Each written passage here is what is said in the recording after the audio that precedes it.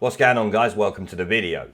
So the remoaning traitor known as Dominic Grieve was interviewed by Newsnight host Emma Barnett about the possibility of a deal being done after the Irish Prime Minister said yesterday that it is possible to get a deal, and we are hearing more about this morning, with Barnier being given the go-ahead to start intensive negotiations, so being sold out is very possible now, guys. Anyway, that's going to require a separate video.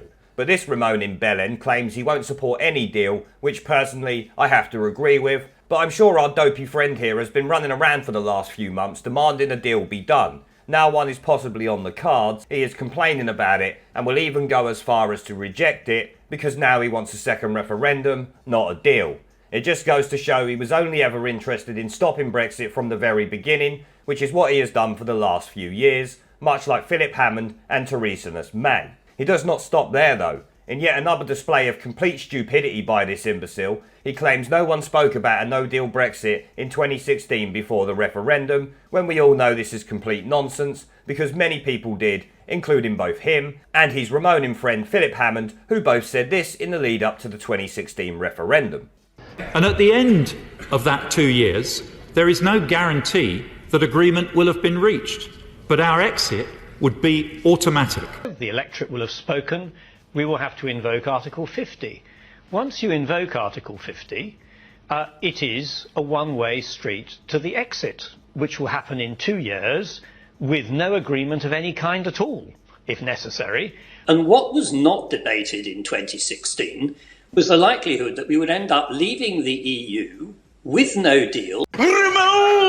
Now don't expect Emma Barnett to bring up that clip during this interview. It really annoys me that these presenters never actually bring up the fact that he himself said a WTO Brexit is the default outcome after 2 years. But anyway, enough of that. Let's see what this bellend had to say on Newsnight yesterday. By leading Remain rebel and former Conservative MP, Dominic Grieve. Good evening to you both. If I could come to you first, Mr Grieve, there has been a change here, a mood shift. What do you make of it? There may have been, and I have no reason not to welcome it, but we've got to see what comes out of it and what the Prime Minister can bring back to Westminster for our consideration. But you have voted against the only deal that was on the table each time, and I wanted to understand, is there any deal you could get behind? Because that's really the question. My view has been, ever since it became clear that the sort of deal we were looking at was completely different from what was envisaged both in the 2016 referendum and also in the Conservative Party manifesto of 2017, that any deal should go back to the public to be approved. And I think the point is, you said it might be good news, but you're not really arguing in good faith, are you? Because you're not really going to consider it. No, I disagree with you about that completely.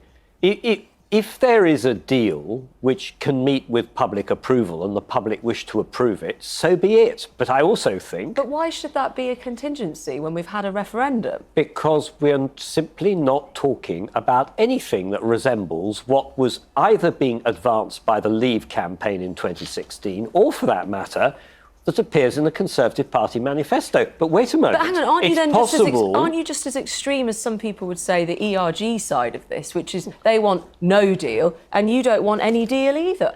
No.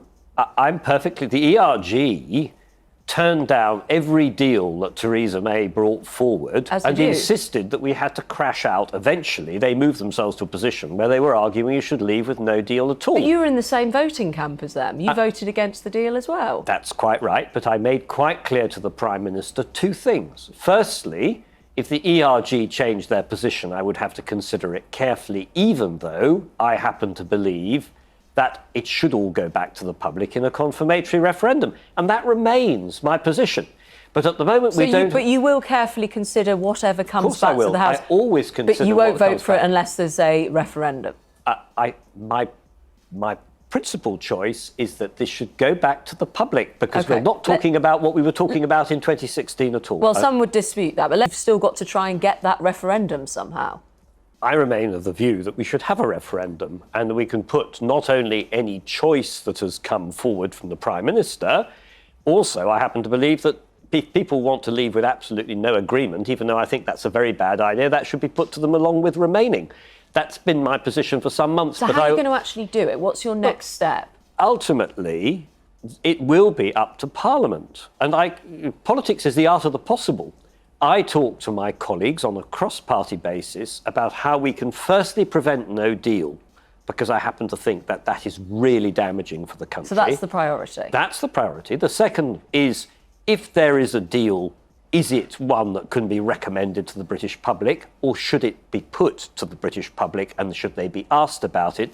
And I say that because the problem is, if we're leaving, and we're leaving on a bad deal, it will very quickly become apparent that that's the case, and it's worth bearing in mind that any bad deal is going to be followed by years of negotiation about the future relationship. So if we get this wrong, far from leaving, bringing Brexit to an end, it's only the start of a process. So Norman Lamont talks about being debilitated. We will be even more debilitated before we finish this process, which is why I think it's really important we should try to get approval for it. My aim is to keep everyone awake this evening, especially those watching at home. In all fairness to Emma here, she did kind of hold him to task. It does not take her long to point out this twat is not arguing in good faith, because for months he has run around claiming he would back a Boris Johnson deal, but when one might be on the horizon, he is not willing to accept it. I am wondering if Grieve is now a Liberal Democrat, or maybe that is the condition on which the Lib Dems won't run against him at the next election, as I did a video on recently. It seems like he's not interested in hiding anymore, and is out and out someone who is now willing to reject the deal he claimed he wanted because he wants a second referendum instead. I mean, let's be honest, when BBC hosts like Emma Spunk Trumpet Barnett are calling you out for your anti-Brexit stance, you know it's bad. Grieve attempts to sit there claiming the ERG did this and that, when as Emma points out, he did exactly the same thing, except at least the ERG want to deliver Brexit. They would leave without a deal. Dominic Grieve is now an out-and-out Lib Dem from a few months back. Right now he wants a second referendum, as they did. But since they are giving him a free run at his seat in the next election, I would say it's only a matter of time before he either joins them or just campaigns to revoke Article 50 alongside them. What we can take from that short clip there is that no matter what deal is brought forward, or if no deal is the outcome, Dominic Grieve will not be happy with it. He is essentially Joe Swinson in trousers, but looks like a shriveled up testicle instead of a moose. Either Emma Barnett has been told she can't look so blatantly biased against Brexit, or she generally dislikes this smarmy tosspot, because for a Ramona, she does actually give him quite a hard time of it. She questions why another referendum should be a contingency when we already had a referendum 3 years ago, which is far removed from her usual tune, I must say. His side lost, and now he's not willing to listen to that result, like many other Ramonas who run around screaming we need a referendum or we need to revoke Article 50. Maybe he was just a Lib Dem spy in the Tory party all along, claiming he wanted to get a deal, claiming he supported democracy, but was just there to thwart it, because it seems like that's all he's done. He's gone from wanting a deal to wanting a referendum in less than a couple of months. And let's be honest, their referendum is not deal versus no deal. It will be a deal that keeps us in the EU essentially, versus remain, even if to any normal functioning democracy that choice would be absurd, since it was already rejected in the first referendum, showing the Ramona's true intentions are not to support democracy, but to try and deny the Leave voters their victory because it does not suit their agenda or their idea of democracy. I have lost count now on how many times this worthless shitweasel has come on TV claiming no one spoke about a no-deal Brexit during the referendum campaign, when him and his Ramona Rebel Alliance wankers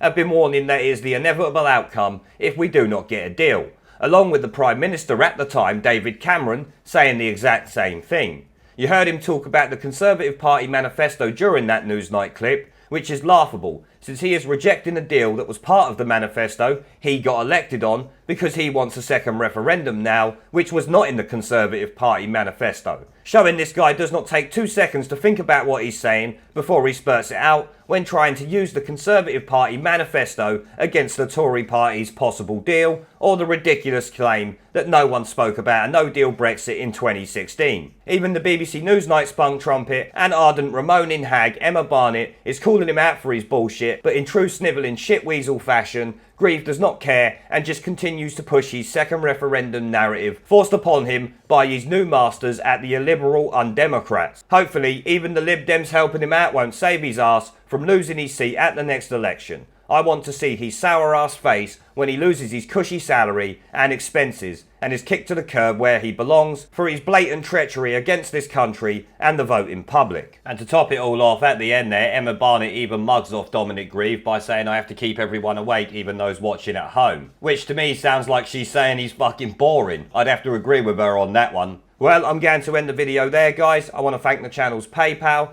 Patreon and Subscribe Star members for supporting the channel, along with everyone who watches my videos. Let me know what you guys think down in the comment section below. Leave a like, subscribe with the notification bell and share this video as it helps the channel a lot. And I will see you all in the next one. Parliament is a dead parliament. It should no longer sit. It has no moral right to sit on these green benches. They don't like the truth. Twice they have been asked to let the electorate decide upon whether they should continue to sit in their seats, while they block 17.4 million people's votes.